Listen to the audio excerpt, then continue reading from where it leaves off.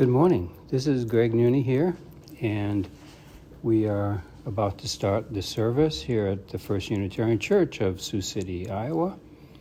Our first live presentation since we decided not to have an open service with the risks of contact. We're trying to practice some positive methods. So I'm going to just put this on hold a minute, but we'll be back in a minute.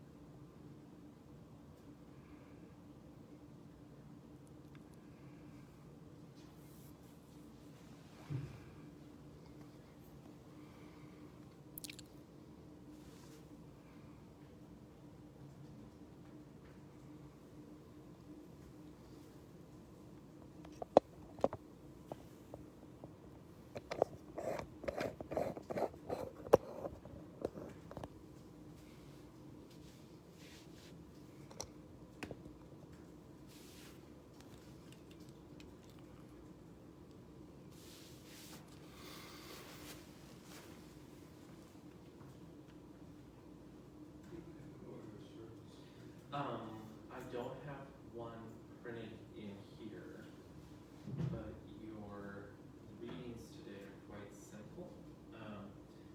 This is our opening, this is our responsive, and then this is going to be our closing. So 578. So it's easy because it's 578, 579, and 580. Perfect.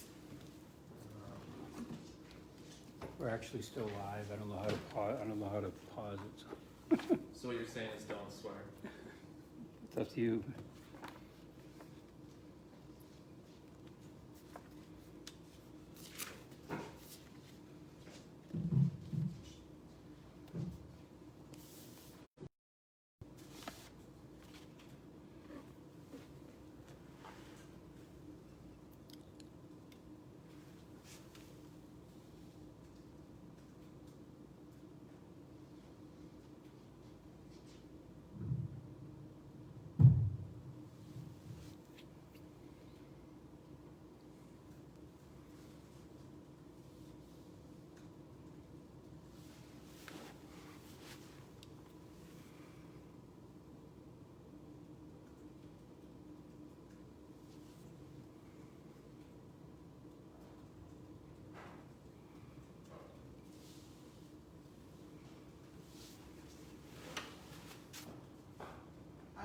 Good morning, Good morning.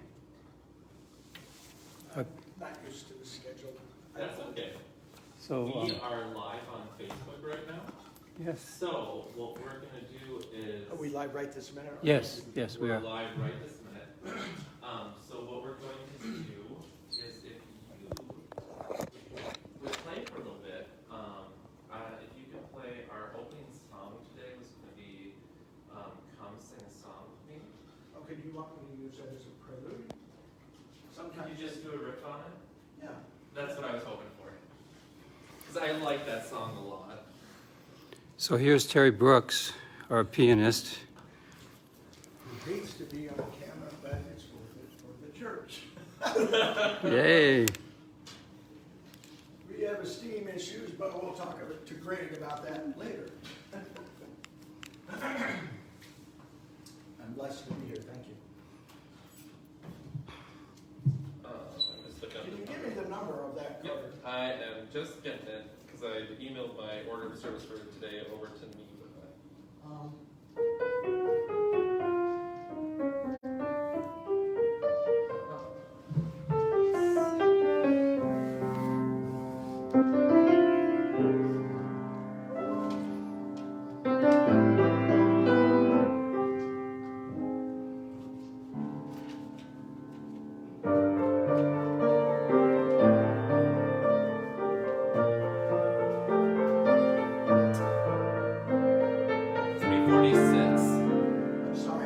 346.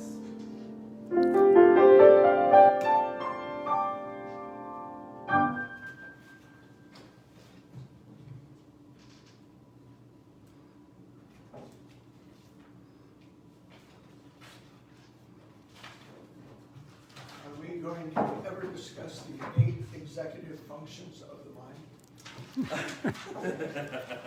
Probably not today. Okay, good, because doing steps out of order, I think, is the second function. Oh, I can't remember. There we go. What did you say the number was again? 346. 3? Yep, I'm 346. sorry, I thought you said 1. And about those 8 executive functions, okay. Oh, okay, I've got too many books. There we go.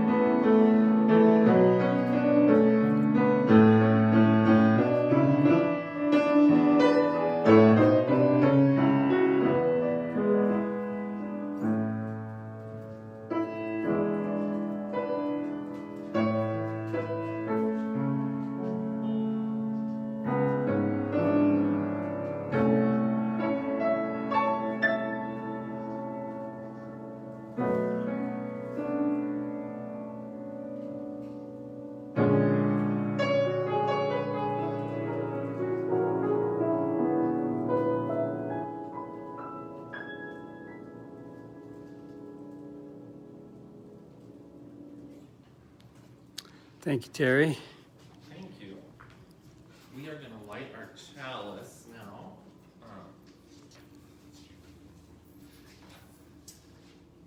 We gather this hour as people of faith With joys and sorrows, gifts and needs, we light this beacon of hope, sign of our quest for truth and meaning, in celebration of the life we share together.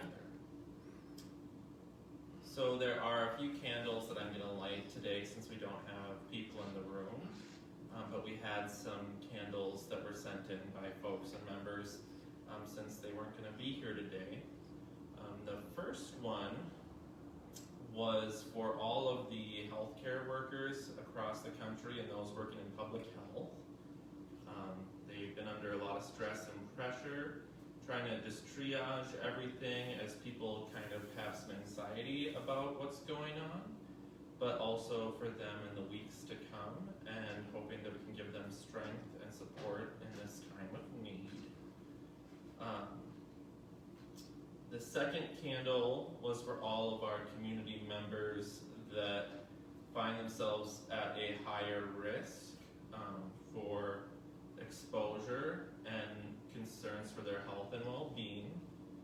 as they go through the next few weeks, and our prayers that they stay safe. And then our third candle today is for all of our thoughts and concerns that we've been carrying the last few days that remain unspoken, but forever in our hearts. During this hard time, I hope that we can all just hang together and support each other through this. I have one too. Yep. Do you want to hold this? Yeah. So this candle is for Jasmine, who lives in Montana. Thank you for checking in with us today. And for anybody else that's watching today. Okay. Yes, of course you can, Terry.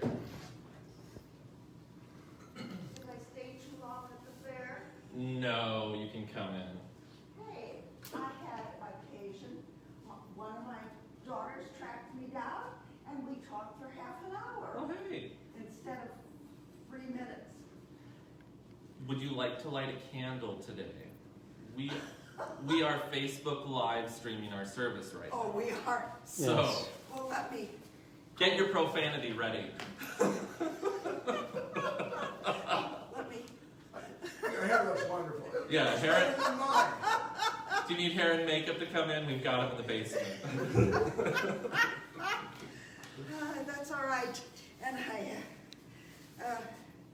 I was so happy. I read this paper this morning, and the young lady whom I dislike immensely. We are, well, now I know. Should I interrupt and light a candle quick? Yes, go ahead. No. I'm lighting a candle of gratitude and a candle of spontaneity. And no sarcasm. Only in this church can there be this kind of spontaneity. In the form, in other words, an individual can speak his mind. As important, I just want to thank the church for what has been going on and the support. And kind of lost my line of thought, and once again, that executive function business. I'm very thankful. It's been a very rough winter, and people from this church kind of reached out. Literally, one person showed up at my door with food because they knew I wasn't. She knew I wasn't eating well, and I didn't have a car to get there. I can't thank you all enough. Well, all right. Wow. My goodness. I don't often get up in front of people, and I noticed that we are keeping our social distance. Mm-hmm. I read alone today, and that was very nice. Love my own company. I'm thankful to be here. And I just had a wonderful, wonderful conversation with my second oldest daughter, who is quite concerned because I'm old. And I told her I'm also healthy. So, hello to you all.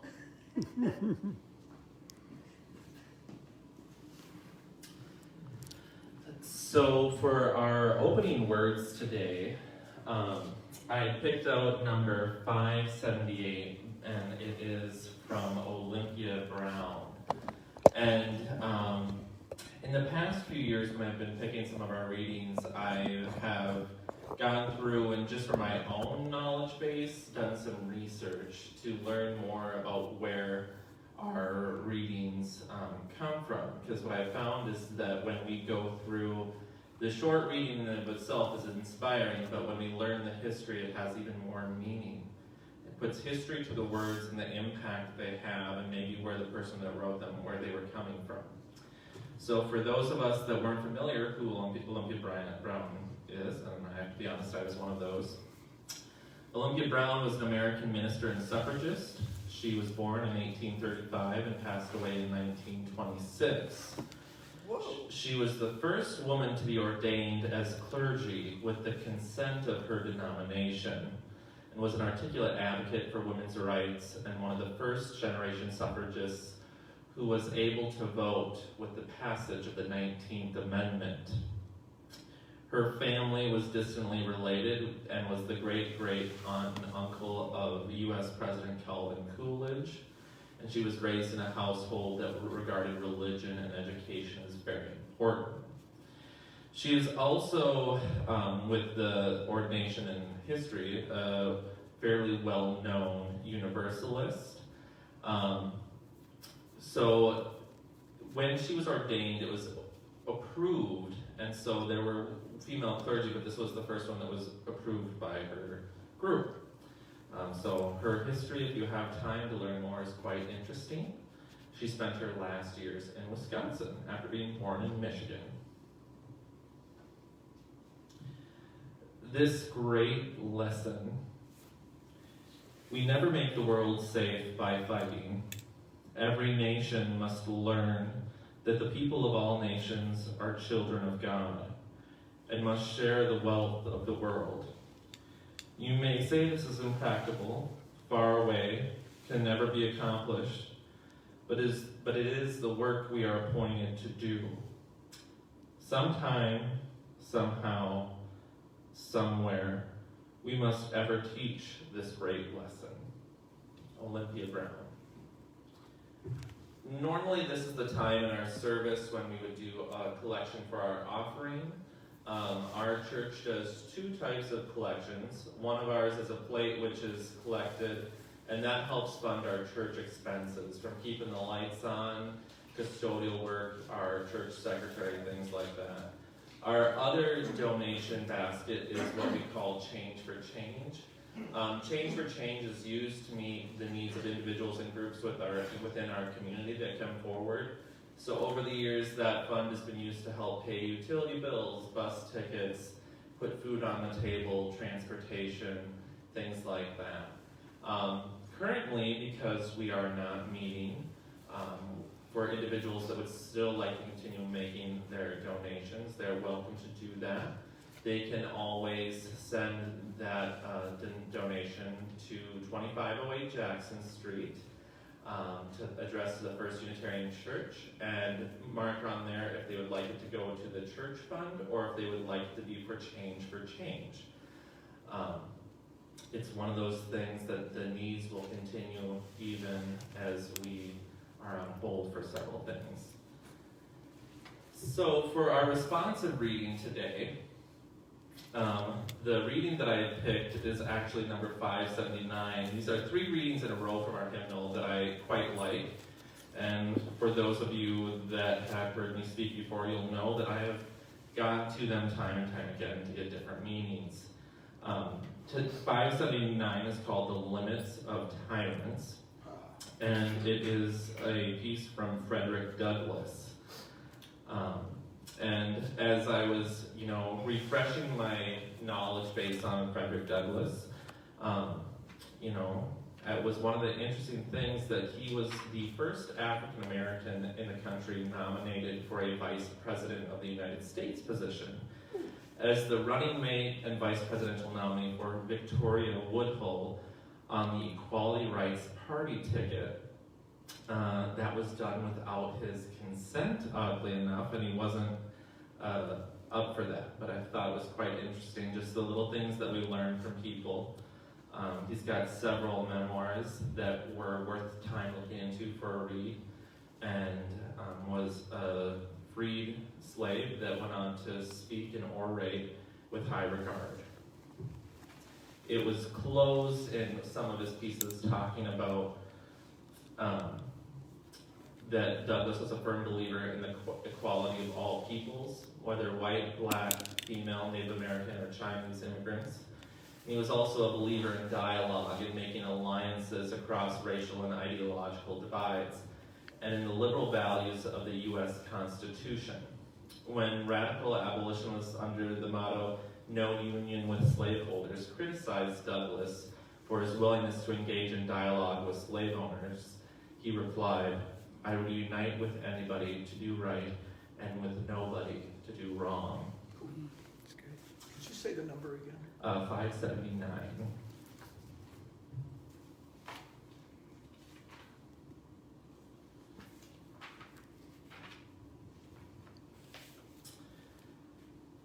The limits of tyrants. Those who profess to favor freedom and yet deprecate agitation are people who want crops without plowing up the ground. They want rain without thunder and lightning.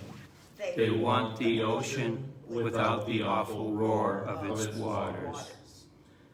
This struggle may be a moral one, or it may be both moral and physical, but it must be a struggle. Power concedes nothing without a demand. It never did and never will. Find out what people will submit to, and you have found out the exact amount of injustice which will be imposed upon them. The limits of tyrants are prescribed by the endurance of those whom they oppress.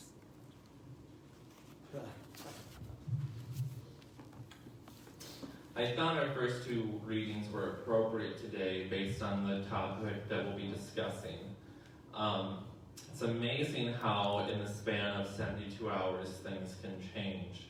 And many of us live this in our personal lives, but not necessarily on an organizational level.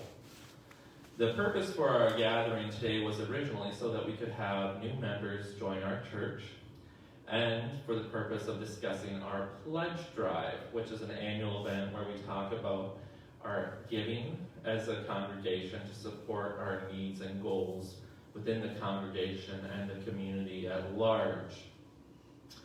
With the advancement of COVID-19, the pandemic, and the concerns brought forth by public health officials, it was decided after a vote by our board that we would postpone our services for this Sunday and potentially the Sundays to come, out of the need for social distancing and making sure that we kept our congregation healthy. At First Unitarian here in Sioux City, we are blessed with a large level of diversity. But with that diversity comes a great deal of responsibility. Being cognizant of the fact that we have many members that could be considered in a high-risk category for the infection of the virus COVID-19. So it was our goal in planning that we would keep our members safe, knowing that we are all in this together, and that one of us is important as many of us in the chain of life. So, after we made these changes, then it came time to change the concept of our sermon today. Originally, when our board was planning for our pledge drive dinner, it was planned to be a St. Patrick's Day Giving of the Green theme. And ironically, it's the 15th of March. So, with Shakespeare and Caesar, beware the eyes of March. And yes, in the board meeting we laughed and thought how funny to have new members join and have it be the Ides of March and then ask them for money. But now it's all the more ironic today as I sit speaking before an empty church sanctuary. Well, you know, there are Ides in every month. Oh, there are. But the ones that are the most famous are the month of March. Well, yes, So, but still. so today, as we gather, the discussion that we have changes a little bit. And it draws from a few different dynamics that we have in our personal lives, our congregational lives, our community lives, and the world as a whole. So, for many that have been following the news, public health statements, our president, and a few other sources, the current world is one of pandemonium over the pandemic called COVID-19. And it is starting to have very real impact on our lives as individuals and a congregation. Months ago, it was something that was in a far distant place, something that you would see bits and pieces of on the news, and really didn't give much time to, because it was someone else's problem. Today, it is slowly becoming more and more our problem. And we are realizing that someone else's problem can quickly change into one that is ours. It ties into our Unitarian principles, the inherent worth and dignity of each person, realizing that the problems of one person are also our problems as individuals, and that as a community we must lift each other up and go forward to change the world. We are no stranger to that here at First Unitarian. Olympia Brown was ordained in 1863, I believe, if I remember correctly from the history. Not that long afterwards, our church, First Unitarian, was founded here in Sioux City in 1885 by a female minister named Mary Safford. As many of us can imagine over the years, being a woman in Sioux City, Iowa, being a female minister in Sioux City, Iowa, and founding a congregation here was not an easy task. But Mary and those around her rallied and completed the work and came in and day out to make sure that we would have a presence in our community and that people's voices would be heard. Through the support of the congregation in Sioux City, Mary would go on to help with the 1916 Women's Right to Vote Act with the Iowa votes, and be a part of the Women's Federation for Change and several other organizations to advance women's rights. What we must remember is that all started because people believed in her and her ability to start a congregation to be a calling place for people in our community. Our church has not always had an easy life. Our start was through hard times.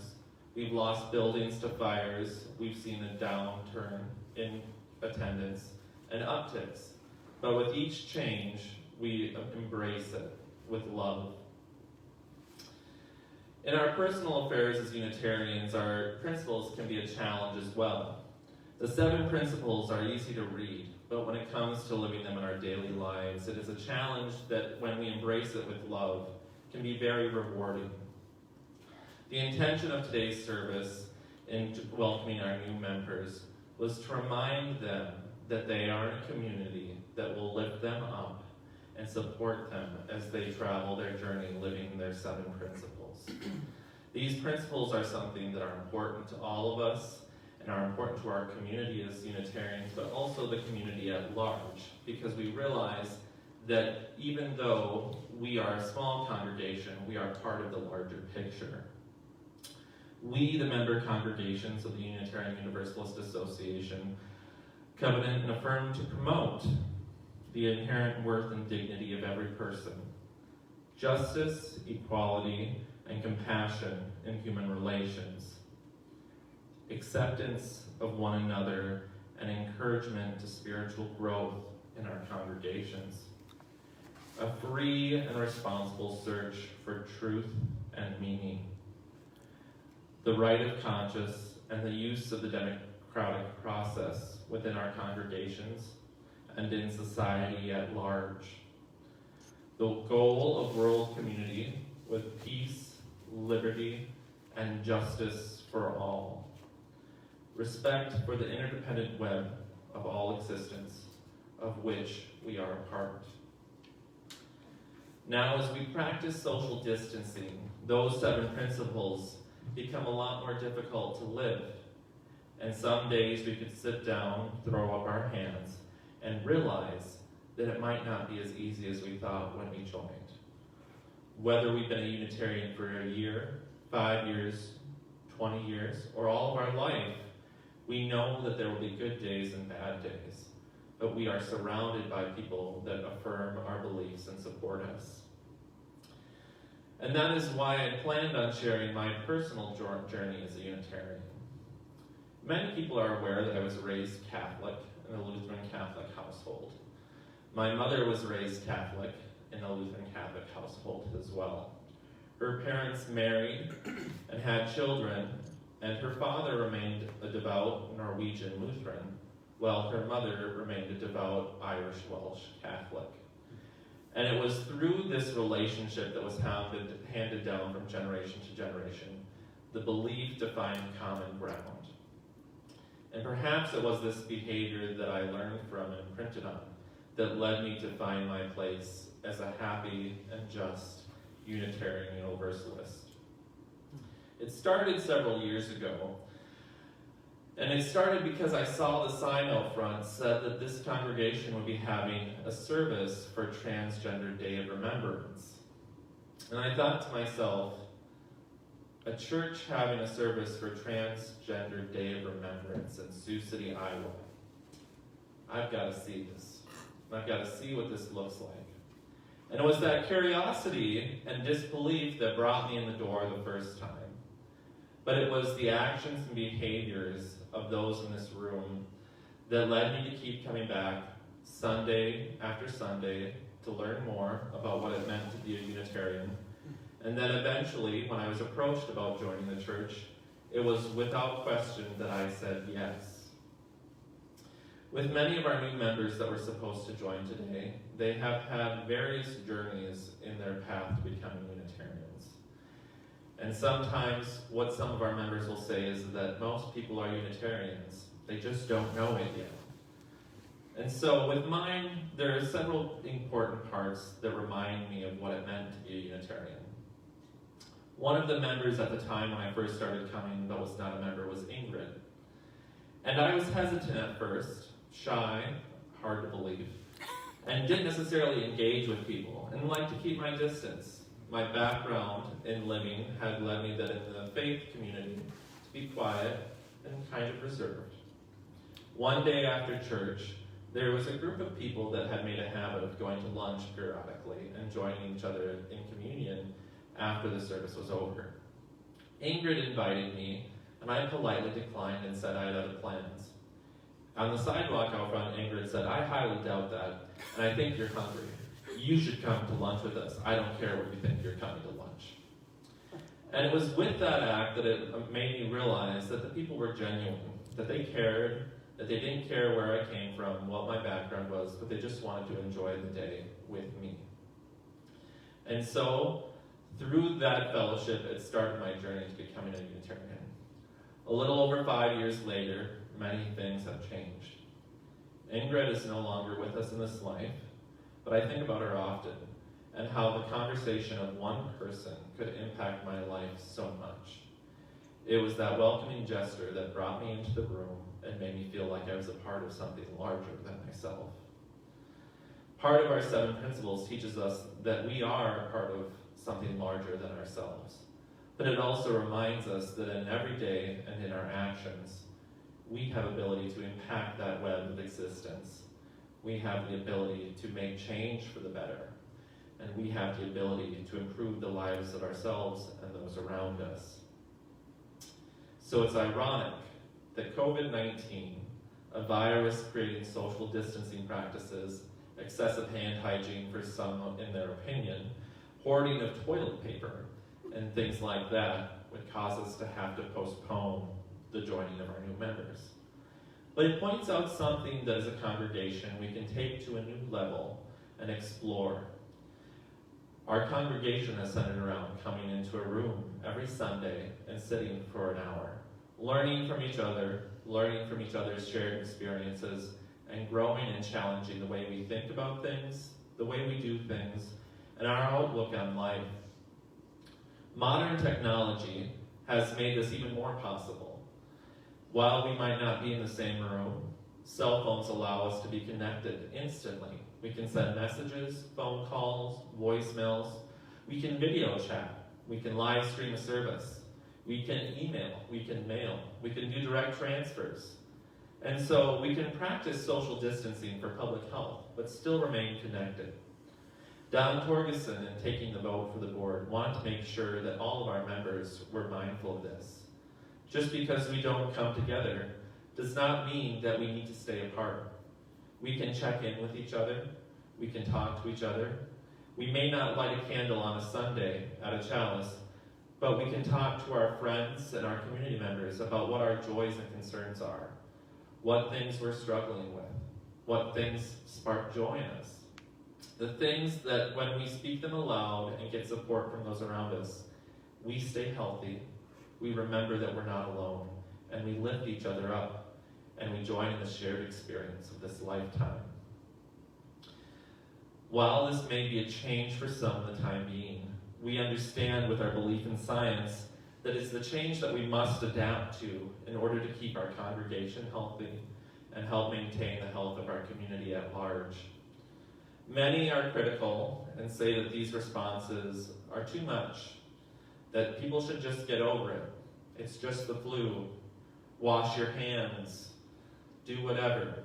Hoarding toilet paper is ridiculous. And with the toilet paper, I agree. My partner said that I should joke and say the reason why we didn't have service today was because we were concerned that people would steal the church's inventory of toilet paper. But that's not the case. It was out of genuine concern for people's health. And yes, we had toilet paper, but don't break it. We had it locked away in the cabinet with the coffee.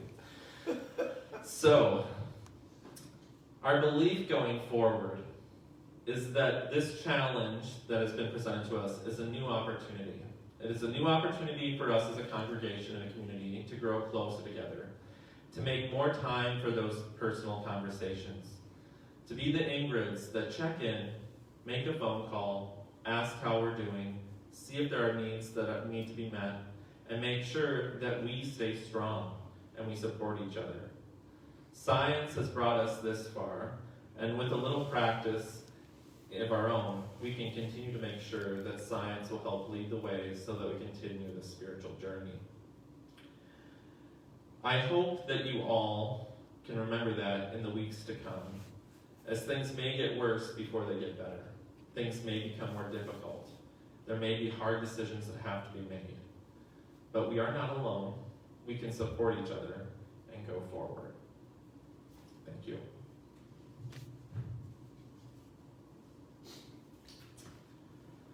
Our closing reading today is number 580.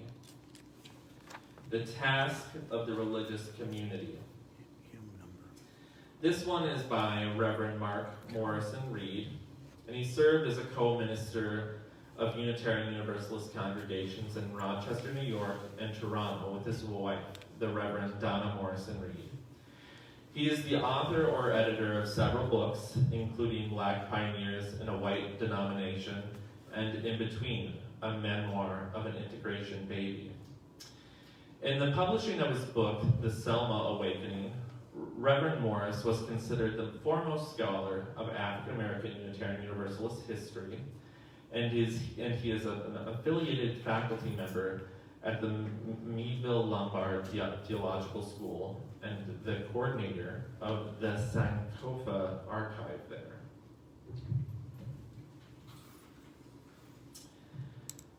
The task of the religious community. The central task of the religious community is to unveil the bonds that bind each to all. There is a connectedness, a relationship discovered amid the particulars of our own lives and the lives of others.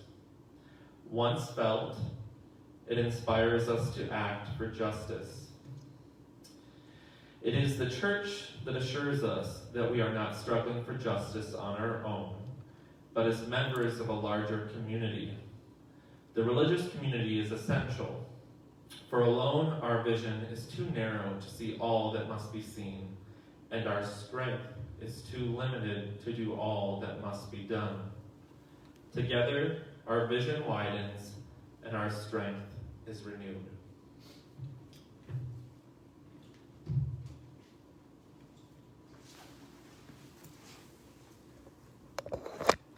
Before we extinguish the chalice, there is one announcement that needs to be made. Our board will be discussing in the next few days our plans for services going forward, so that we ask everyone to stay in tune, keep an eye on your email and our Facebook page, as we'll be placing announcements there for what we intend to do in the weeks to come. I would like to place a special thank you to Greg Nooney for live streaming today's service and working with Deb Mendocino to make sure that it was available for all, and to Terry Brooks for doing our music, and to Betty for being our dedicated Unitarian. So I'd like to add just one thing. Yep. So besides Facebook, you can also go to our website, which is www.siouxcityuu.org. we will post what's going to happen the following weeks. So if we end up canceling, I hope to continue to stream these services. Thank you.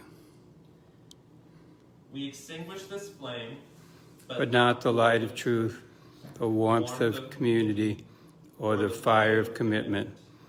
These we carry in our hearts until we are together again.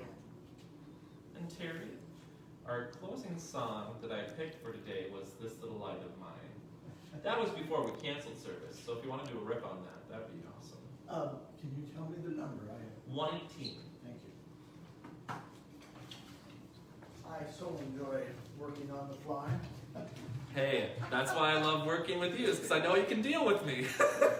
Well, I truly enjoy being spontaneous. Thank you. But you have your glasses on.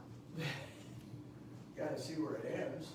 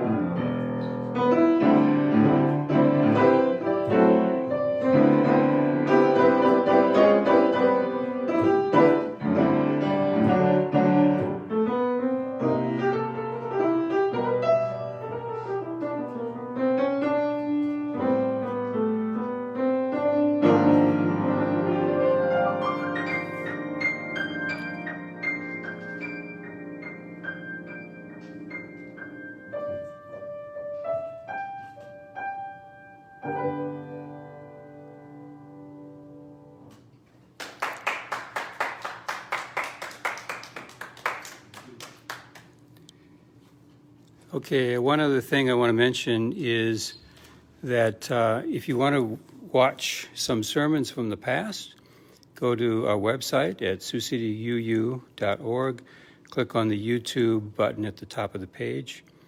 And thank you, everyone, for joining us today.